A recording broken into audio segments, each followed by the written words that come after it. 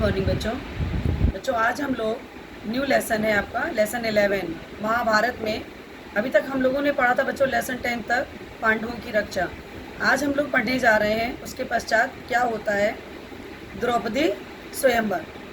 स्वयंवर का मतलब है बच्चों कि जहाँ पर राजा महाराजा जो थे वो अपनी राजकुमारियों अपनी पुत्रियों का विवाह करने के लिए स्वयंवर की रचना करते थे। उसमें जगह जगह से सभी जगह से देश विदेश से राजाओं को राजकुमारों को बुलाया जाता था बच्चों, और उसमें जिसका भी सिलेक्शन होता था अर्थात मतलब जिसको भी वो राजकुमारी चाहती थी पसंद करती थी उसको वो लोग अपना वरमाला पहनाती थी। तो इस तरह से बच्चों स्वयंवर का निर्माण हुआ और इस तरह से स्वयंवर राजाओं के द्वारा किया जाता था। तो बच्चों इसमें इन्होंने द्रौपदी जो थी राजा द्रुपद की पुत्री थी उसके बारे में बताया गया कि उसका स्वयंवर किस प्रकार से हुआ। तो द्रौपदी का स्वयंवर। तो बच्चों जब पांडव एक चक्रा नगरी में ब्राह्मणों के वेश में अपना जीवन बिता रहे थे बच्चों, उसी समय पांचाल नरेश ने द्रौपदी के स्वयंवर की तैयारियां की थी बच्चों। तो क्या होता है वहाँ पर कि ब्राह्मण के झुंड में पांचाल के देश के लिए बच्चों ये लोग रवाना होते हैं।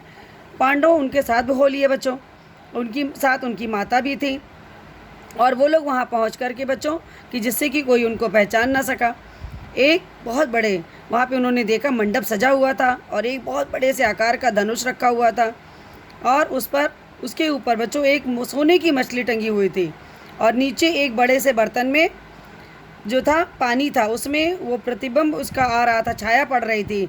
उसको देख करके ये उनका पांचाल नरेश का बच्चों निर्णय था कि जो भी राजकुमार या राजा उनके इस को की पूरा करेगा है ना, तो उसको ही वो अपनी पुत्री का विवाह उसके साथ करेंगे।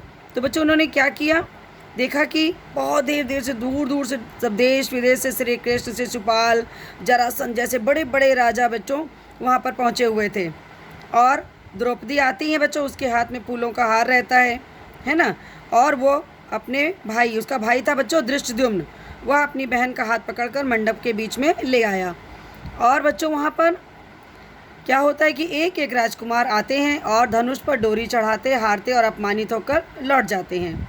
उसी समय बच्चों क्या होता है कि शल्य व दुर्योधन जैसे पराक्रमी राजकुमार भी असफल हो जाते हैं बच्चों। फिर कर्ण की बारी आई तो बच्चों क्या होता है कि सभा में एक लहर सी दौड़ गई। सबने सोचा कि अब अंग नरेश जो हैं वो ज़रूर सफल हो जाएंगे, क्योंकि उनके बारे में बच्चों प्रसिद्ध था ना कि कर्ण भी बहुत बड़े धनुषधर थे। तो जैसे ही उन्होंने बच्चों प्रत्यंचा तान कर चढ़ानी शुरू कर दी तो क्या होता है कि तथा उछलकर मुंह पे उनके उसका डंडा हाथ से छूट गया। अपनी चोट सहलाता हुआ कर्ण अपनी जगह पर जा बैठा। तो क्या होता है वहाँ पे जो ब्राह्मणों के बीच से एक लड़का उठता है बच्चों, उसको तरुण बोला गया यहाँ पर। तो वो क्या करता है, वो कौन था, वेशधारी ब्राह्मण वेशधारी अर्जुन था। और वो जब पहुँचता है बच्चों तो उसने धनुष हाथ में लिया और डोरी चढ़ा दी, और इस प्रकार से देखते ही देखते उसका जो था जो भी उनका निशाना उसने लगाया वह टूटकर नीचे गिर पड़ा, और सभा में कोलाहल मच गया, बाजे बज उठे। उसी समय बच्चों द्रौपदी जो थी वह सुखचाते हुए आगे बढ़ी और अर्जुन को वरमाला उसने पहना दी। और इस समाचार से बच्चों युधिष्ठिर, नकुल और सहदेव तीनों भाई जो थे वो मंडप से उठकर चले गए, परंतु भीम नहीं गया। उसे भय था कि कहीं निराश राजकुमार अर्जुन को कुछ कर ना बैठे। तो बच्चों भीमसेन का अनुमान ठीक निकला, राजकुमारों में हलचल मच गई। उन्होंने क्या किया, श्री कृष्ण बलराम और राजा विप्लव मचाने वाले राजकुमारों को बच्चों समझाने लगे कि ऐसा मत करो।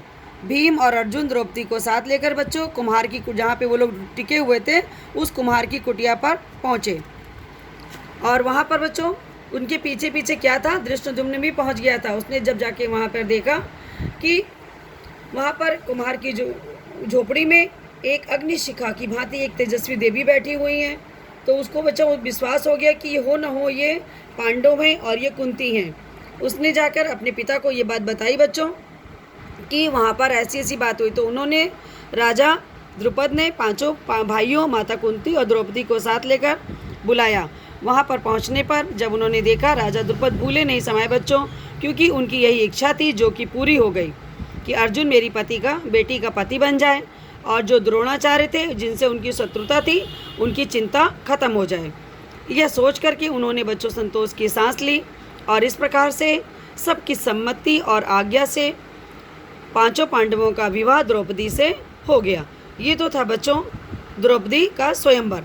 अब हम लोग देखेंगे इसके कुछ प्रश्न उत्तर हैं जो आपको हमने इसमें करा रहे हैं। देखिए, पहला क्वेश्चन है बच्चों कि पांचाल नरेश किसके स्वयंवर की तैयारियां कर रहे थे? तो आंसर है बच्चों द्रौपदी के स्वयंवर की तैयारियां कर रहे थे। द्रौपदी के स्वयंवर के लिए राजा द्रुपद ने क्या घोषणा की थी? इसका आंसर है बच्चों द्रुपद ने घोषणा की थी कि जो राजकुमार पानी में मछली के प्रतिबिंब अर्थात छाया को देखकर मछली की आंख बेच देगा, द्रौपदी का विवाह उसी के साथ होगा। यहाँ पर बच्चों आंख बेच देना का मतलब है कि उसकी आंख पर निशाना जो लगाएगा। ठीक है, मछली की आंख पर निशाना किसने लगाया था बच्चों? मछली की आंख पर पांडुपुत्र अर्जुन ने निशाना लगाया था। द्रौपदी का विवाह किसके साथ हुआ?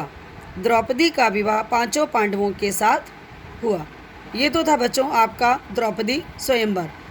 पाठ यहाँ पे बच्चों समाप्त होता है। इनके प्रश्न उत्तर आप अपनी कॉपी पे लिख लेंगे और इस लेसन को फिर से आप अच्छी तरह से पढ़ेंगे, क्योंकि इसके अलावा भी अन्य कोई क्वेश्चन भी लेसन से आ सकते हैं। ठीक है बच्चों, थैंक यू बच्चों।